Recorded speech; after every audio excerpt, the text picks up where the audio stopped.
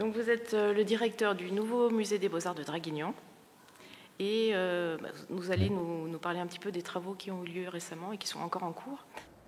Oui, alors c'est un chantier qui était devenu nécessaire depuis assez longtemps pour différentes raisons, parce que les moyens techniques du musée, les aménagements du musée ne convenaient plus par rapport aux normes de présentation, aux normes de conservation préventive, et puis à l'évolution des musées en fait depuis déjà plusieurs décennies, un peu partout en France. Il y a régulièrement des chantiers de rénovation qui se lancent pour des raisons comparables. Il y a aussi un élan politique. C'est vrai que c'est un projet qui a été voulu de manière express par le maire, Richard Strambio, quand il a été élu. Donc ça, c'est un facteur déclencheur important. Il y avait la nécessité de le faire. Et puis, il y a un conservateur qui est arrivé, qui a été nommé à ce moment-là aussi, Grégoire Hallé, pour lancer et porter ce beau projet de rénovation. Ça fait plusieurs décennies, sinon depuis le 19e siècle, qu'on souhaite que le musée puisse bénéficier d'espaces plus importants pour pouvoir présenter plus de collections. Donc le premier objectif, c'était de conquérir, de reconquérir ou de conquérir l'ensemble de ce bâtiment et de le consacrer entièrement et exclusivement au musée des Beaux-Arts. Et aujourd'hui, on a toute la surface du bâtiment qui est consacrée à toutes les fonctions d'un musée, c'est-à-dire la conservation avec les réserves, la présentation des collections, mais aussi les espaces de travail pour le personnel. D'accord.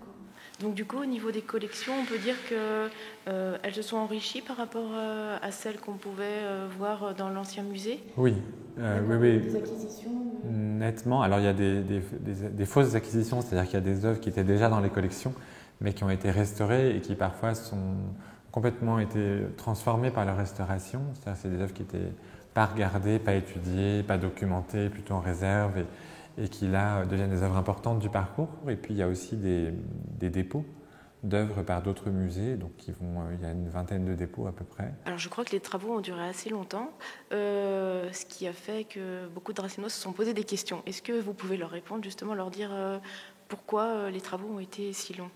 Oui, il y a eu plusieurs facteurs qui sont intervenus. C'est vrai que c'est un chantier qui n'a pas eu beaucoup de chance parce que il y a souvent du retard sur les chantiers, mais là il y a eu beaucoup de retard parce qu'il y a eu un nombre assez étonnant de facteurs qui se sont réunis. D'une part, il y a eu des entreprises qui ont été défectueuses, donc c'est-à-dire qu'on a lancé des travaux avec des entreprises qui ensuite ont fait défaut, donc il a fallu recruter en cours de route de nouvelles entreprises, ce qui a pas mal de conséquences au niveau juridique, économique, etc. Et puis il y a eu également les circonstances générales qui ont été la pandémie du Covid, les ralentissements dans les approvisionnements ensuite. On a tous envie, je crois, et moi le premier, que le musée ouvre parce qu'il y a une vraie curiosité, j'ai l'impression, qu'elle est sincère de la part des habitants déjà, qui se demandent à quoi va ressembler ce nouveau musée. Pour la réouverture, il y a une exposition de dessins. Enfin, c'est plutôt une exposition sur un artiste dont on a essentiellement des dessins, qui est un artiste dracénois, qui s'appelle Amable Lombard et qui a vécu au XIXe siècle. Et il n'y a pas énormément d'artistes dracénois. Et on a tout un fonds de dessins qui est arrivé au musée et qui sont des dessins d'apprentissage lorsqu'il est parti se former à l'école des Beaux-Arts à Paris dans les années 1860. Donc c'est plusieurs dizaines d'études d'anatomie, de moulage de plâtre. Ça permet justement de compléter la redécouverte du parcours qui est l'événement en fait, de la réouverture, c'est vraiment le musée.